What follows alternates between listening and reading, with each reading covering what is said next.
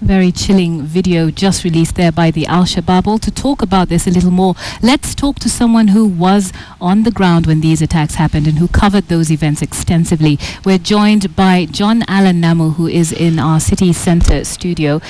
John, thanks for speaking to us this evening. Now, you were there, you covered these events.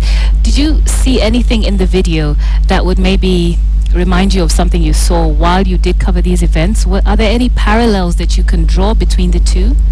Unfortunately, Nancy, yes, there are very many parallels that you can draw between the al-shabaab video that they released last week and the accounts that we heard from witnesses, as well as people who have knowledge, at least knowledge of the internal workings of the al-shabaab. And that one of the things that stood out for me was how closely parried to the video the accounts of witnesses were to what happened. Now, you've mentioned the accounts of witnesses. What about the accounts that we heard from the government, from security organs? Does this video in any way contradict some of those accounts?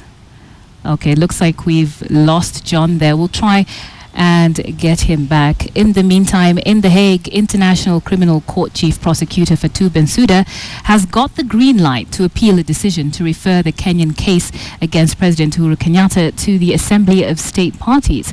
The court had earlier ruled against Bensouda's request to refer the matter to the ASP, but has since allowed her to pursue the appeal, saying that the chamber found that the issues raised by Bensouda would significantly affect the fair and expeditious conduct of the proceedings. Bensouda claims that the Kenyan government has been non-compliant with the court. She claims that the government has crucial documents, including land, phone and financial records belonging to President Uhuru Kenyatta that could provide crucial evidence into his case. Kenya, through Attorney General Githu Muigai, has appeared before the court and denied withholding any evidence or information.